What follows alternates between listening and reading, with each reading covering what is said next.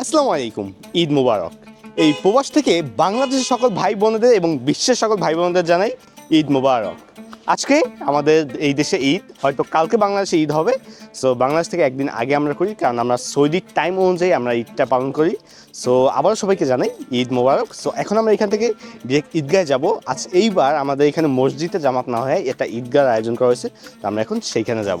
So চলেন আমাদের পুরা এই ঈদের আয়োজনটা এবং ঈদের নামাজ ইন টোটাল জিনিসটা আপনাদের সামনে আজকে তুলে ধরবো। সো ভিডিওটা খুব শর্টে আমি শেষ করার চেষ্টা করব।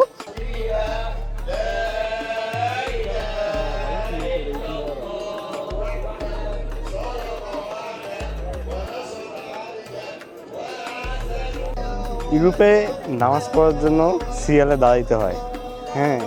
আর বাংলাদেশে আমরা কিন্তু সিরিয়াল লাগে না, আমরা একসাথে সবাই নামাজ পড়তে পারি। আর এই দেশে নামাজের জন্য আমাদের সিরিয়াল দাঁড়াইতে হয়।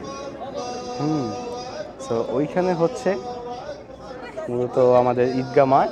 সো এখানে গেটে লোক দাঁড়িয়ে আছে, এখানে সিরিয়াল অনুযায়ী লোক ঢুকাইতেছে, কারণ এখানে অনেক লোক হয়, এরকম না যে দু একটা লোক হয়, এখানে কয়েক হাজার লোক আছে, হ্যাঁ।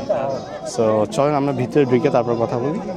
এখানে সব থেকে ভালো লাগা যে বিষয়টা সেটা হলো ভাই, বিশ্বের কম বেশি সকল দেশের মুসলিমরাই এই জামাতে একসাথে আমরা নামাজ পড়তে পারি। তো অনেক ধাক্কাধাক্কি করে ভিতরে ঢুকতে হয়েছে, হ্যাঁ।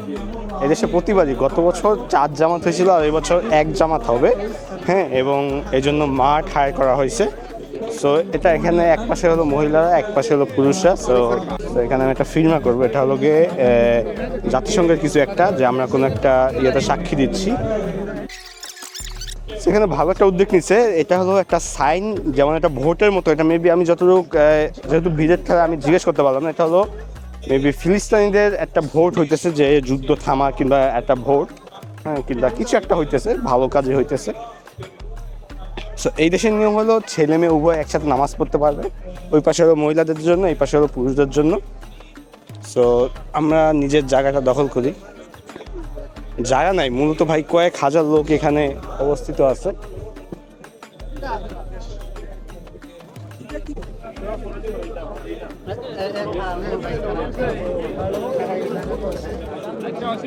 আলহামদুলিল্লাহ আমাদের ঈদের জামাত অলরেডি শেষ।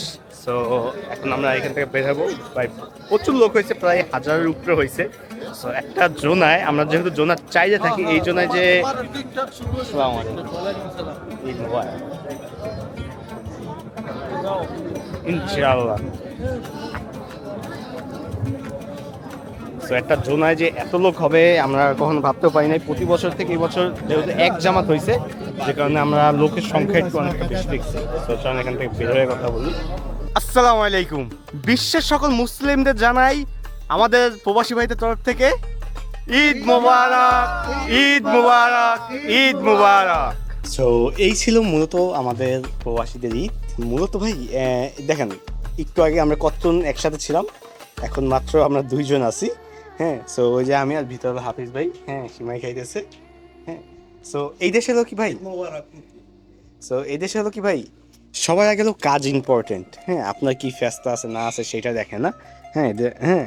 সো সবাই কাজে চলে গেছে নামাজ শেষ, কারণ 1 ঘন্টা ছুটি আনছে, কারণ এই দেশে নর্মালি ডিউটি শুরু হয় 10টার সময় থেকে ডিউটি শুরু হয়।